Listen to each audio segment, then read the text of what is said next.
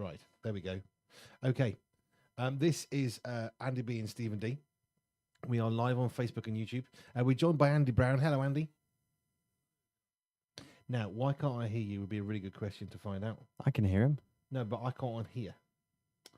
Oh, we had this working before, and I don't know why. If I go there,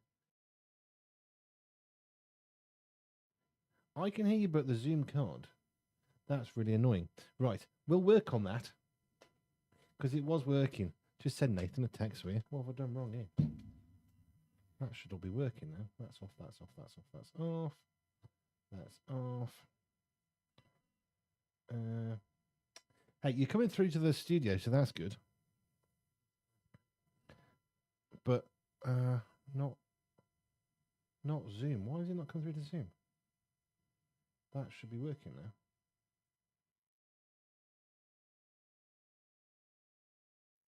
Hey, look, we're having fun here. It's working on the audio anyway, so it's something. Why is that not working? You've got to start somewhere. Right. Hello, this is Andy B and Stephen. Hello. Live at 5. We've got a presenter on the line, but you can hear him on the radio, but we can't get it through to the other thing, and I don't know why. And it's really, really bugging me. So, why? There's nothing coming through there from Andy, and I don't know why. That's not working. When he speaks, it's coming through to there, but it's not coming through to there, and I'm really thrown. Just some technical problems. We've got Nathan Thomas popped into the studio to give us a hand. Yeah. Hey, what? That one. You say something now, Andy? Hello, can you hear me? Yes. There we go. That's working now. Hooray. Excellent. So hopefully you're now on the radio and also Facebook and YouTube. That's the plan. Excellent. And Nathan, can you verify that? Yes, and Nathan, could you verify that really, really quickly to make sure there's nothing really terribly going wrong? So this is live at 5. Now we do this. Oh, can hear Andy as well as you guys, says Peter. It's working. That was fast. Well, hey, it's working. There we go. Haven't broken it. We have the power. Well, yeah, I got lots of buttons and things going on. It's good fun. Right, now, if anybody joins the room, I won't know about it. Let's put that. Okay, it's all good now. I think, yeah, that's fine.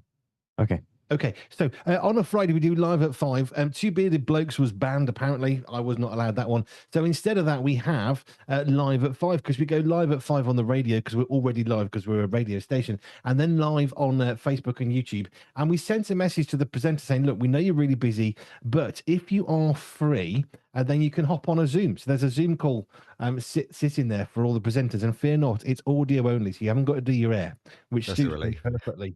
Andy's happy by that one. What's the wrong with that one? I've got Nathan in the room. Oh, hang on a moment. Stephen's shrunk. There we go. Now Stephen shrunk. Chair problems or no camera problems. That's better. Now I can see Stephen's head. All is well. All is well. Well, I need to put that screen back on there and then that one as well. So there's a few buttons. Okay, that's good. How's your week gone, Andy? It's not been bad, thank you. It's it's been quite busy, but it's sort of flown by. I can't believe we're at Friday already, so I don't know quite where it's all gone, but here we are. Another weekend awaits. Yes, the week is gone. It's it does that. It does. Almost every 7 days, in fact. I know, and it catches us off guard, doesn't it? I'm always surprised that when the weekend arrives, if I'm honest. I think it seems like a long time away, but here we are again. Now, one of the things we do on a Friday, usually Stephen D and myself, is we think of things that we are thankful for. If you go to Facebook, Instagram, or X, you will see a picture of a happy hot air balloon. And the wording is simply thus, and I can find it. It's Thankful Thursday, but on a Friday, what are you thankful for today? Now, we've had a few folk get in touch via Facebook and other things, but Andy... the other Andy on the other end of the thing, not me, Andy, the Andy Brown Andy from 90s Tunes fame. What things are you thankful for today? Well, I think the first thing I'm thankful for is the heating, if I'm honest. I was just saying that I hopped off the train and dashed home, and it's pretty chilly out there. So I'm very glad to come home to a warm house. So that's the first thing I'm thankful for. Was hopping to help you get warmer? Not really. No, just inelegant. Getting out of the train, to be honest. So yeah, I've got an image of you now on a big hopper hopping home. Absolutely. Space Hopper, like the sort That'll of work. the kids' toys. Yeah, yeah. Yeah, That yeah, could yeah. do it. I mean, I'd be pretty exhausted, I think, and out of breath. I wouldn't be able to come on the radio, that's for sure. No, it'd be If fun to I watch though. yeah. Yeah, Oh, so injury prone maybe. well, Yeah, so yes, that's a possibility. And also, Stephen, one thing you're thankful for? I think I might second Andy Brown. I am thankful for the heat. So I did pop outside earlier today, and it was pretty cold. Yeah. I haven't been outside the house today. That's how hard I've been working. I woke up, got up, had a coffee in the bedroom, had a second coffee in the bedroom, then came down for a third coffee, and then I was mostly conscious and ready for the day. So I'm mostly thankful for conscious. caffeine. Mostly. I'm thankful for caffeine. That's my first thing I'm thankful for. Have you got a second thing you're thankful for there, Andy? Well, I mean, I don't want to echo what you've said, but I'm always thankful for coffee, and features heavily on Wake Up at the Weekend. It usually gets me through the morning because so I'm always very grateful for a cup of coffee, day or night, to be honest. Coffee is our friend. It certainly is. It certainly is, and as I say on the breakfast show on a Saturday morning, it's always the soundtrack to the first coffee of the day, and it may even be your third, fourth, or fifth. So it depends on how the morning's going, I guess. I think that sounds fair enough to me. Stephen D, something you're thankful for? I am thankful for a little snack I had before I came into the studio. I had some salted peanuts, which I enjoy. Ooh, that sounds good. Yeah. When did they arrive? I missed that. They've been in the cupboard for a while. Is this like the peanut bandit? A bit like the biscuit and the cake tax. They're there for general consumption. Oh, I just help myself. I will be consuming them generally later. Something I'm thankful for is the peanuts that I can nick later. That'll work for me. Actually, I like the salt and vinegar. You ever had the salt and vinegar ones, Andy? The salt and vinegar peanuts. Yeah, Yeah. I have. I'm not a big fan of peanuts, if I'm honest. I know they're supposed to be quite healthy unless you obviously cover them in loads of salt and things. But never quite. Yeah, never. I'd much rather have a bag of crisp, if I'm honest. But yeah, I think they are supposed to be healthier for you, aren't they? Various types of nuts. But I do like the salt and vinegar ones. They're quite nice. See, now, if you cover it in chocolate, you've now made it even healthy because now it's covered in vegetables. Well, absolutely. Chocolate covered peanut. Where could you go wrong? I know. See, Andy Brown agrees. 2AB squared. That's that. That's what that is. Have we done your thankful thing? I'm now lost. I've done two. Am I on a second now? You've only done one, actually. Oh, I'd chocolate. Weren't you thankful for getting into the peanuts later? Well, was that the second one? Does that count? Yeah, that counts. A future thank you. How does this always end up being so complicated? Yeah. Look, we do three things we're thankful for in a little loopy thing, and it's supposed to be simple, and it always ends up super complex. Have you got something else you're thankful for there, Andy? I am thankful. Sorry, I'm slightly distracted. I've got a picture in my head of Peter arriving at the studio with a plate with 6 peanuts on it, and you kind of working out dividing them up between you all. I don't know if that's going to happen or not. A bit like the biscuits, but the third thing I'm thankful for, I'm thankful for Valentine's Day. It's tomorrow, but I'm not necessarily a big fan of the Valentine's Day. It gets a bit commercial, but I'm very grateful that for my wife and get to spend the evening with her tomorrow night having dinner. Hey, well, that's good. You see, now anytime you can get spent with your wife is a good thing. This will be our 29th. No, is it 30th Valentine's this year for Jojo and me? Because we'll be celebrating our 30th anniversary at the end of the year. So I think this is actually our 30th Valentine's because we met. I'm trying to think when we met. Actually, it might even be 31. I'm really, really bad at years. I know when we got married. I don't mean that dates, but I can't remember whether we actually. It's probably 30, isn't it? Because we got married in 96. We met in 95 in the April. So, yeah, it'd be 30. 30 Valentines. Well, that's worth celebrating. It is. We never celebrate Valentine's, but yeah, no, otherwise. We don't make a big thing of it. I must admit, we're not going out or anything. We just have a nice dinner at home together. So yeah. But 30 Valentines. That's a good number, isn't it? 30 birthdays, 30 Christmases. It's great. 30 years. Looking forward to that. We keep going around saying 30 years. I know. Yeah, 30 years. I remember as a kid thinking, wow, you've been married 10 years. You're like really old. And here I am at nearly 30 years of wedded bliss, which is cool. So you're thankful for time with your wife tomorrow and Valentine's. That's cool. Stephen D.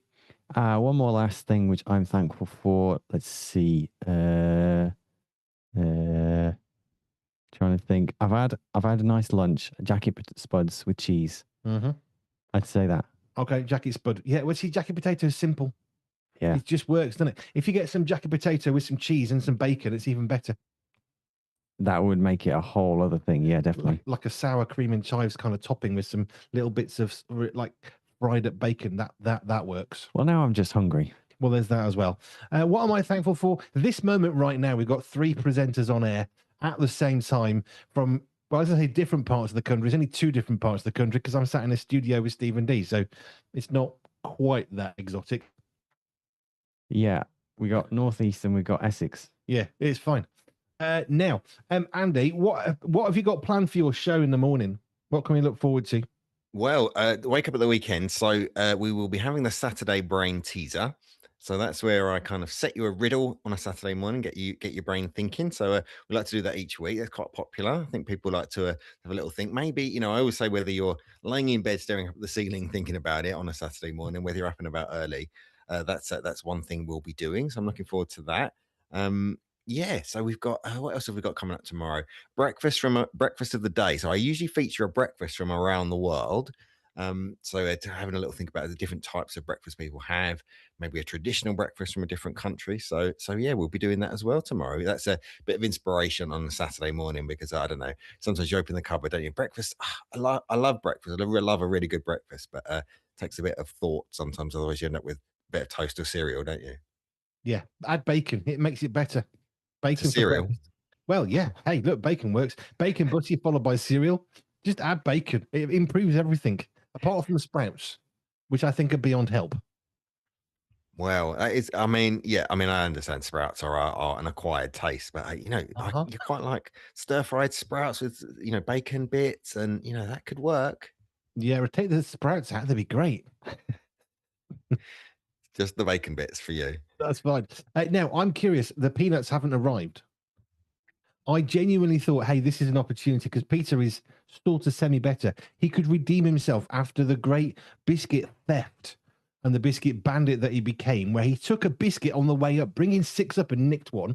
I still love the fact that when people were listening downstairs and they said, but we sent 6 up. Well, how have they lost a biscuit on the way up? And then Peter arrives munching a biscuit with his face full.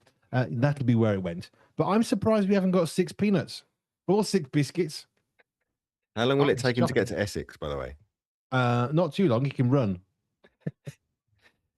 He'll eat the supplies on the way, though. That's the trouble. Well, yeah. You see, that's the thing. He'd come to you with all the heart in the world of bringing you something, and you wouldn't get it. You'd be presented with a crumb on a plate or a little smudge mark from his finger as he licked up the chocolate. As someone who's not a massive peanut fan, I think I'll spare him the journey. He can stay there and just share the peanuts with you guys.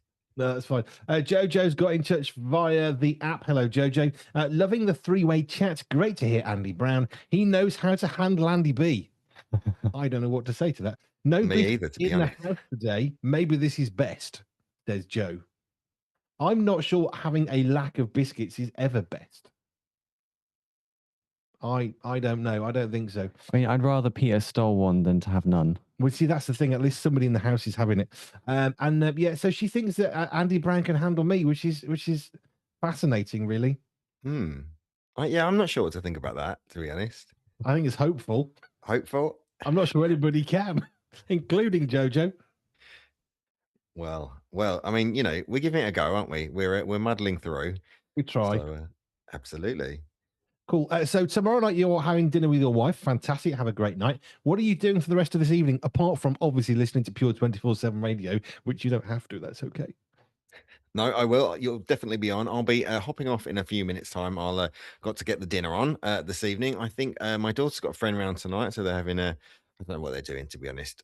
Probably listening to music and all sorts. So I'll probably be staying out of their way. But yeah, apart from that, no real plans this evening. Just getting straight after the week. You get all the jobs that kind of pile up. So yeah, catching up on all sorts of unfun things, unfortunately.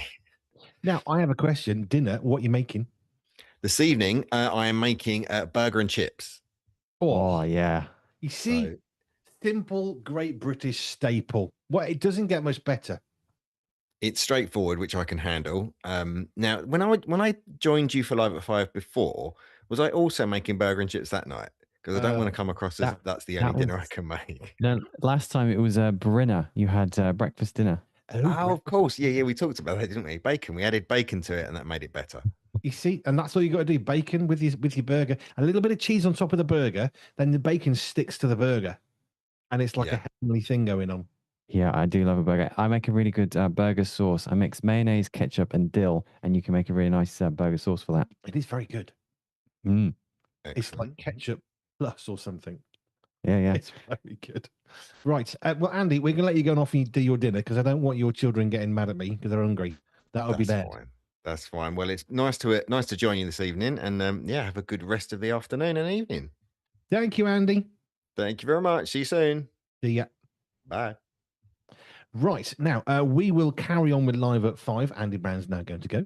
I'm going to leave the group open. If anybody wants to hop on, they can do. That's absolutely fine. Now, Stephen D, we've done 3 things we're thankful for. Mm-hmm. I'm thankful for Andy hopping on, which is always good fun. And we're going to move on now to any news. Yes. Which you're not prepared for, because at 2 minutes past 5, you weren't actually in the studio. Now, were you? Well, no, but I am prepared, as it were. Oh, wow. Because it's all good. All the papers are here. I just sort of vaguely put them in front of myself. So we have a few interesting stories. I think the most amusing has to be these crime-fighting llamas. Okay, I saw this earlier in the week. No. Come on, seriously, what now? So this is in Derbyshire. There was this thief was stealing some stuff, and they managed to corner him with some llamas that happened to be in this field. Right. Now, these llamas were there for they're trained to work with people because they're like mental health, well-being llamas, and and they cornered. Oh, this is getting better. Go on. They cornered this thief. Now, the owners said they're really impressed with how calm these llamas were because they didn't do any spitting, which they're known for. Yes, they are. Right. Do they have like a little truncheon, a little belt, a little utility belt with them, a little taser and some CS gas or whatever they're using these days? Was that all on there? I've got this image now of llamas like with little hats on. Well, this is a real story, a true story. There was nothing silly like that going on. They just no, nothing silly at all about the crime-fighting llamas. No, so apparently a llama can stand at about 6 foot tall. They're quite big, aren't they? They are quite big. So surrounding the suspect was enough to detain it until the police came. Do you know what wouldn't work quite so well as a llama? An alpaca. What's the difference? The little diddy ones. I've always had a nightmare trying to differentiate between those two. Always have a nightmare. So whenever you see a field of llamas or alpacas, I just sort of say both. Andy Brown says, I've just come downstairs. The next thing I hear was Andy B talking about a llama with a utility belt. What happened between me signing off and coming downstairs? I know, he was bringing such serious, sensible, yeah, wisdom, logic, all that kind of stuff. We're talking about llamas doing a tuck and roll like the SAS against like intruders. He left for 5 seconds. Honestly, you shouldn't have left. No, that's the thing. It's your own fault, Andy. But yeah, an alpaca is like a baby llama. Yeah, there's other differences too, but I can't remember off the top of my head. A giraffe wouldn't be much good either, because you could run through the legs. Yeah, trying to work out what animals would be best to detain a criminal. A mouse are not so good, unless perhaps you are, I don't know. If you're an elephant, a mouse could be quite good, apparently. I suppose, yeah. I mean, surely the best thing is just to have a dog. Crocodile. Crocodile works. The panthers, cheetahs. Well, cheetah probably wouldn't be bothered unless you were small enough and it thought you could eat you, because they're a bit lazy, because they can run so fast. Ants wouldn't be much good. I mean, they can form like a little wall, I suppose. Most people just get a dog if they don't want any thieving. Geese. Geese are very good. That is true, actually, yeah. Geese and ducks. They do not care. They will just make a racket. Yeah, they're brilliant, yeah. So they're quite good. What other animals wouldn't be good? Goldfish. Because you'd have to move the goldfish bowl kind of specifically around so they'd trip over and fall over, and then you kill your fish. It would only work once. That'd be no good. What else wouldn't be any good? Oh, what